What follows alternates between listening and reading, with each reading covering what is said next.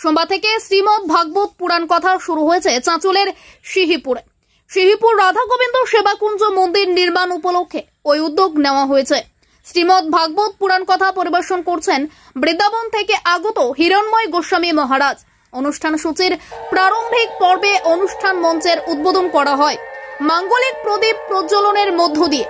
প্রদীপ প্রজ্বলন করেন ভারত সেবাশ্রম সংঘ চাঁচল শাখার অধ্যক্ষ স্বামী ঋতমানন্দজি মহারাজ।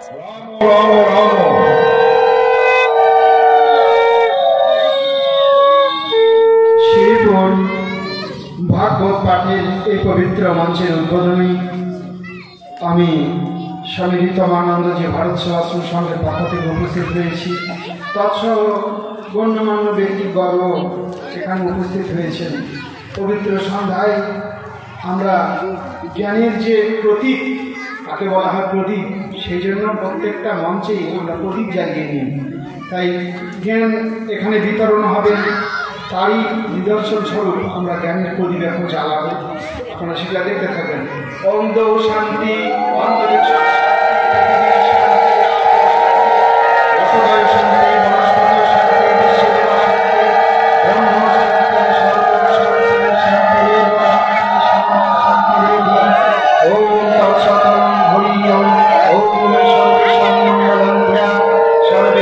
সেখানে উপস্থিত ছিলেন শ্যামসুন্দর মন্দিরের স্বামী শঙ্কর মহারাজ, কথার আয়োজক কমিটির কর্মকর্তা সহ অন্যান্য বিশিষ্ট জনেরাও।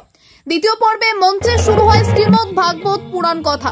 মাঙ্গলিক অনুষ্ঠানের মধ্য দিয়ে পুরাণ কথা শুরু করেন হিরণময় গোস্বামী মহারাজ। আয়োজক কমিটির সূত্র থেকে জানা যায়, আগামী রবিবার পর্যন্ত শ্রীমদ ভাগবত পুরাণ কথা পরিবেশন করবেন হিরণময় গোস্বামী মহারাজ।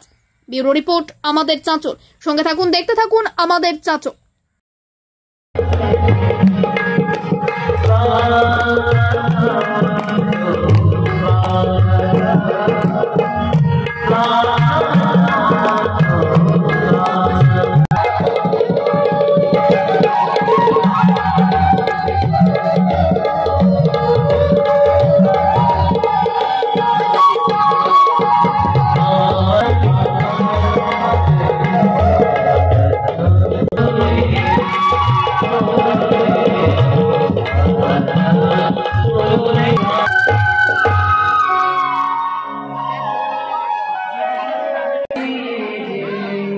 हरे कृष्ण।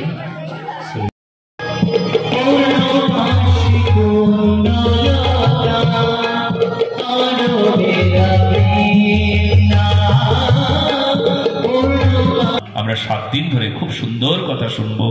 আজকে প্রথম দিন ঠিক 6 ঘটিকায় ভাগবতী কথা এখানে প্রারম্ভ হবে।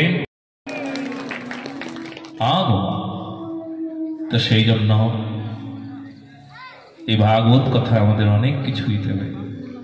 এক একজন ভক্ত অন্তত 10 জন নিমন্ত্রণ করে, আমন্ত্রণ করে, নিজের ঘরের জন তো আসবেই, অন্যান্য সবাইকে নিয়ে আসার দায়িত্ব। নিজে শোনার ফল আছে, ভালো করে শুনুন মা, নিজে তো শোনার একটা ফল আছে, অন্যকে শোনানোর ফলটাও আপনাকে নিতে হবে। 10 জন আপনি যে নিয়ে আসলেন, তারা যে শুনলো, তাদের ফলটাও আপনি পাবেন।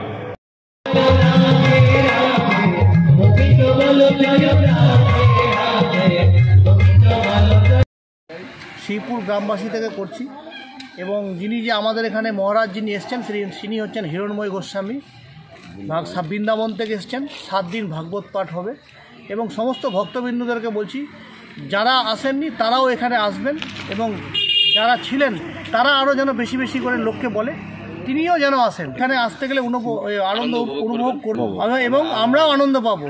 আপনারা অন্যকেও আনন্দ দিবেন এবং আমরাও আনন্দ পাবো। পাকা মন্দির করছি, সেই মন্দিরটা অর্ধেক হয়েছে, অর্ধেকটা হয়নি। সমস্ত ভক্তবৃন্দদেরকে বলছি যে মন্দিরের জন্য কিছু যেন দান করে। এই হচ্ছে সমস্ত ভক্তবৃন্দদের আবেদন। আমার নাম গৌর দাস। কমিটির কি দায়িত্বে আছে? আমি কমিটির সদস্য আছি।